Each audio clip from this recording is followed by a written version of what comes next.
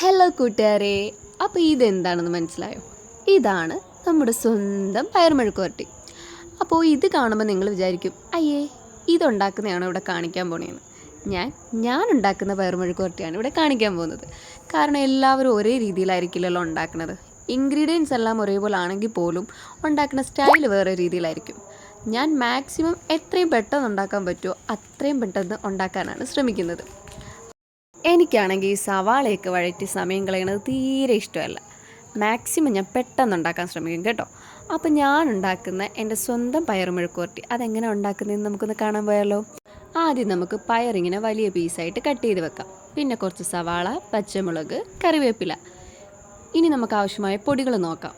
കുറച്ച് കുരുമുളക് പൊടി, കുറച്ച് മഞ്ഞൾപ്പൊടി, കുറച്ച് മുളക് പൊടി, കുറച്ച് ഉപ്പ്. ഇനി നമുക്ക് ചെയ്യേണ്ടതെന്ന് വെച്ച് കഴിഞ്ഞാൽ ഒരു പാത്രം എടുക്കാം. ആ പാത്രം എടുത്തിട്ട് അതിലേക്ക് നമ്മൾ ഈ അരിഞ്ഞു വെച്ചേക്കുന്ന പയറും സവാളയും കറിവേപ്പിലയും പച്ചമുളകും എല്ലാം കൂടി ഇങ്ങനെ ഇട്ട് വെക്കുക. ഇനി നമ്മൾ നേരത്തെ എടുത്ത് വെച്ചേക്കുന്ന പൊടികളുണ്ടല്ലോ, ഈ പൊടികൾ ഓരോന്നായിട്ട് നമുക്കിതിലേക്ക് ആഡ് ചെയ്യാം. ആദ്യം മുളക് പൊടി ആഡ് ചെയ്യാം. അത് കഴിഞ്ഞ് നമുക്ക് കുരുമുളക് പൊടി ആഡ് ചെയ്യാം. ഉപ്പ് ആഡ് ചെയ്യാം. ഇനി ലാസ്റ്റ് മഞ്ഞൾപ്പൊടി ആഡ് ചെയ്യാം.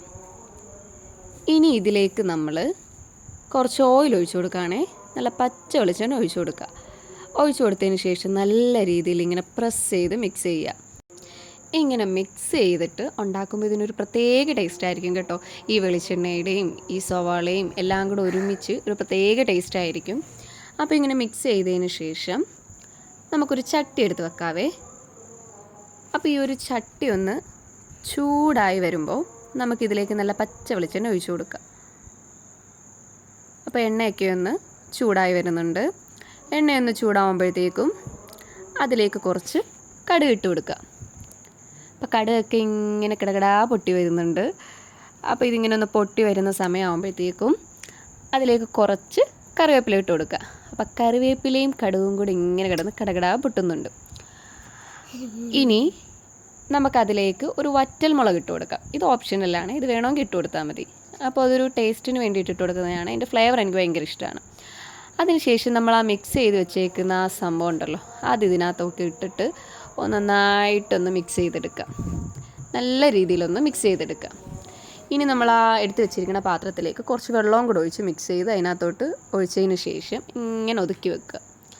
ഇങ്ങനെ കുറേശ്ശെ ഒതുക്കി വെക്കുക. ഒതുക്കി വെച്ചതിന് ശേഷം നമുക്കൊരു അടപ്പിട്ടിതൊന്ന് മൂടാം. മൂടിക്കഴിഞ്ഞിട്ട് ആ വഴി നമ്മളങ്ങ് പോകരുത്. ഇടയ്ക്കിടയ്ക്കൊക്കെ ഇങ്ങനെ തുറന്നിട്ട് ഇങ്ങനെ ഒന്ന് കുറച്ച് ഓയിലൊക്കെ ഒഴിച്ചു കൊടുത്ത് ഒന്ന് മിക്സ് ചെയ്ത് വെക്കണം കേട്ടോ. അല്ലെങ്കിൽ ഇത് അടുക്കി പിടിക്കാൻ സാധ്യതയുണ്ട്.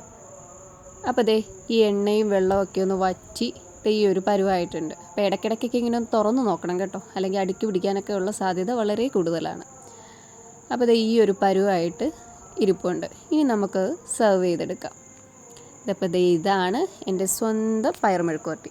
അപ്പോൾ നിങ്ങളിങ്ങനെയാണോ പയർമെഴുക്ക് വരട്ടി വെക്കാറുള്ളത്? ഞാനിങ്ങനെയാണ് വെക്കാറുള്ളത്.